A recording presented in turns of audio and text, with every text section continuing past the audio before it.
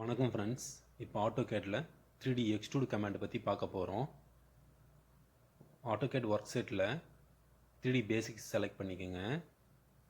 வியூவில் போயிட்டு south west isometric view choose பண்ணிக்கோங்க. விஸ்வல் ஸ்டைலில் ஷேட் மோடட் வச்சுக்கோங்க. இப்போ நான் ஒரு ரெக்டாங்கிள் க்ரியேட் பண்ணுறேன். நீங்கள் டைமென்ஷனோட கூட க்ரியேட் பண்ணிக்கலாம். தென் ஒரு ப்ரொஃபைல் க்ரியேட் பண்ணுறேன் லைன் டூல் யூஸ் பண்ணி. தேவையான ப்ரொஃபைல் நீங்கள் க்ரியேட் பண்ணிங்க. நான் வந்து க்ரியேட் பண்ணிவிட்டு அதில் ஒரு சர்க்கிள் போட்டு ட்ரிம் பண்ணியிருக்கேன். எக்ஸ்ட்ரா உள்ள பொசிஷன்ஸை ட்ரிம் பண்ணிவிட்டு தென் ஜாயின் டூல் யூஸ் பண்ணி அந்த லைனு அந்த சர்க்கிள் எல்லாமே செலக்ட் பண்ணி நான் ஜாயின் பண்ணுறேன். ஓகேங்களா? நீங்கள் ஜாயின் பண்ணாமல் போட்டிங்கன்னா சர்ஃபேஸாக க்ரியேட் ஆகும். ஹோம் டூல் போயிட்டு எக்ஸ்ட்ரூடு செலக்ட் பண்ணுங்கள். இல்லைன்னா EXTன்னு கமாண்டு டைப் பண்ணிவிட்டு ஆப்ஜெக்டை செலக்ட் பண்ணிவிட்டு ஒரு என்ட்ரு கொடுங்க. உங்களுக்கு எக்ஸ்ட்ரூடு க்ரியேட் ஆகிடும். நீங்கள் எவ்வளோ ஹைட் வேணுமோ கொடுத்துக்கலாம்.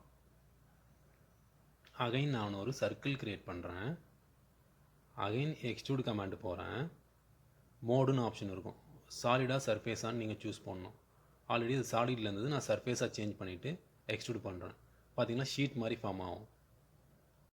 அகைன் நான் ஒரு சர்க்கிள் க்ரியேட் பண்ணுறேன். எக்ஸ்ட்ரூடு கமாண்டு போயிட்டு சர்க்கிளை செலக்ட் பண்ணி எக்ஸ்ட்ரூடு பண்ணுறேன். சர்ஃபேஸாக க்ரியேட் ஆகுது. ஏன்னா ஆக்டிவேட்டில் இருக்குது சர்ஃபேஸ். இப்போ நீங்கள் எக்ஸ்ட்ரூடில் மோடு போயிட்டு சாலிடுன்னு கொடுத்துட்டு என்ட்ரு கொடுங்க.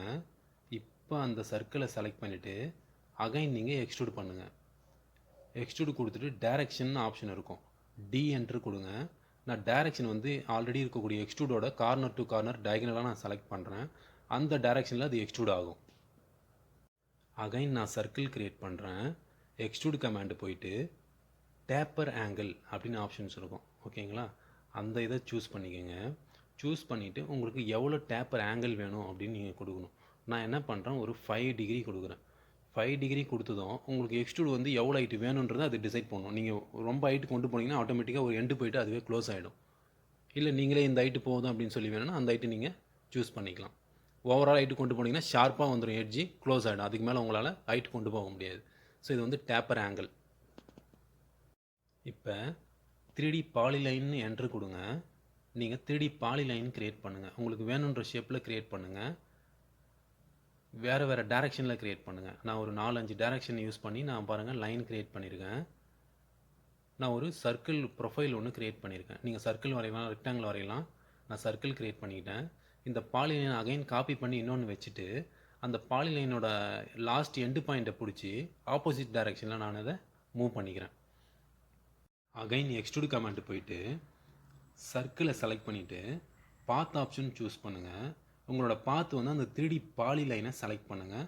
உங்களுக்கு ஒரு பைப் ஷேப்பில் வந்து உங்களுக்கு ஒரு மாடல் க்ரியேட் ஆகிருக்கும். அகைன் நான் ஒரு ரெக்டாங்கிள் க்ரியேட் பண்ணுறேன். எக்ஸ்ட்ரூட் கமாண்டு போயிட்டு ரெக்டாங்கிள் செலக்ட் பண்ணுங்கள்.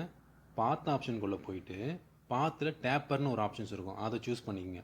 உங்களோட டேப்பர் ஆங்கிள் நான் என்ன கொடுத்துருக்கேன்னா 1 டிகிரி கொடுத்துருக்கேன். என்னோட பாத் எதுன்னு கேட்டிருக்கு. நான் அந்த லைனை செலக்ட் பண்ணியிருக்கேன், 3D பாலி லைனை. இப்போ பார்த்தீங்கன்னா அது டேப்பராக ஃபார்ம் ஆகிருக்கும். நெக்ஸ்ட்டு எக்ஸ்ட்ரூடில் எக்ஸ்ப்ரெஷன் கமாண்ட் இருக்குது. ஸோ உங்களுக்கு வேணும் அப்படின்னா நீங்கள் கமாண்ட் பாக்ஸில் கமாண்ட் பண்ணுங்கள். நான் எக்ஸ்ப்ரெஷன் கமாண்டை பற்றி நெக்ஸ்ட் கிளாஸில் சொல்லித்தரேன். இந்த வீடியோவை பார்த்துட்டு உங்களோட டவுட்ஸை கேளுங்க, லைக் பண்ணுங்கள், கமெண்ட் பண்ணுங்கள்.